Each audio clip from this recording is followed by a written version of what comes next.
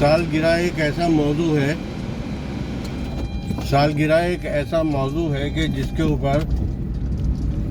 لوگوں کی مختلف رائے ہیں، دو رائے ہیں۔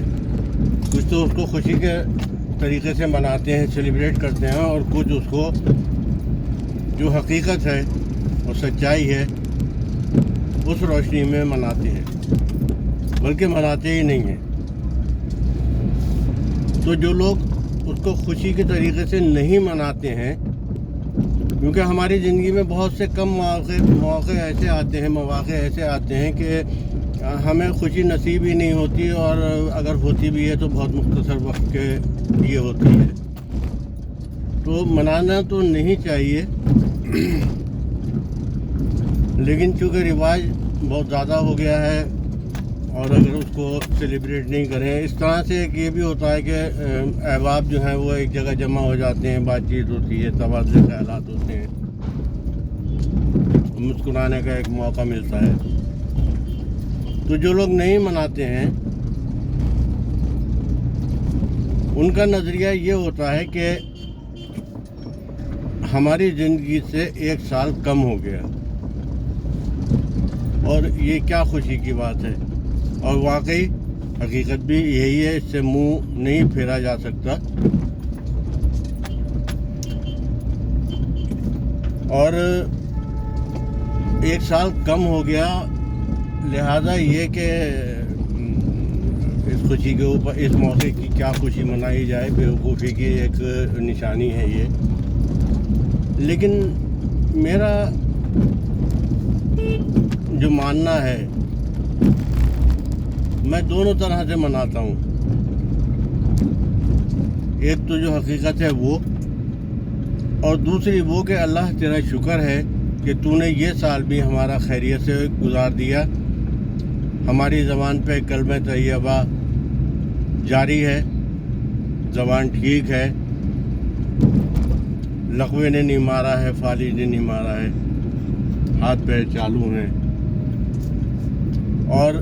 تیرا لاکھ لاکھ شکر ہے کہ زبان میں ذائقہ بھی ہے، ہر چیز میسر ہے، کھا سکتے ہیں، کوئی خاص پرہیز نہیں ہے۔ تو میں اس سال کو اس طرح خوشی سے مناتا ہوں کہ عام طور پہ جب میں دیکھتا ہوں کچھ ایسے لوگوں کو جن کے ساتھ ٹریجڈی ہوئی ہے، تو میں ان کی پریشانی پہ یا ان کی ٹریجڈی پہ خوش نہیں ہوتا ہوں، بلکہ یہ شکر ادا کرتا ہوں کہ اے اللہ تعالیٰ تیرا لاکھ لاکھ شکر ہے کہ تو نے مجھے اس آزمائش سے نہیں گزارا، اور شاید میرے اندر اتنی استطاعت بھی نہیں تھی، اتنی قوت برداشت بھی نہیں تھی کہ جس طرح اس نے اس غم کو برداشت کر لیا، میں نہیں کر پاتا۔ لہذا اس سال کا بھی تیرا لاکھ لاکھ شکر ہے، اور آگے آنے والے سالوں میں بھی اے باری تعالیٰ تو اپنی رضا کے ساتھ، خوشیوں کے ساتھ،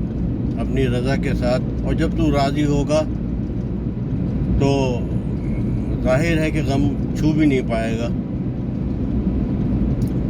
لہذا اللہ تعالیٰ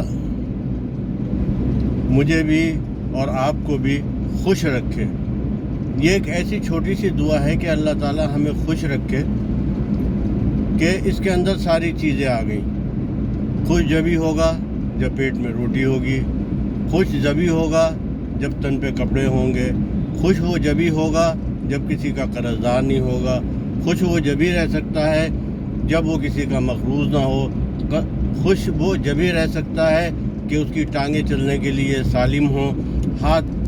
کام کرنے کے لیے، کھانے کے لیے ہوں، آنکھیں دیکھنے کے لیے ہوں۔ یہ سب چیزیں اگر ٹھیک ہیں تو خوش رہے گا۔ لہذا آپ بھی کسی کو جب دعا دیا کریں تو صرف اتنا کہہ دینا کافی ہے کہ اے اللہ تجھے خوش رکھے، آمین ثم آمین۔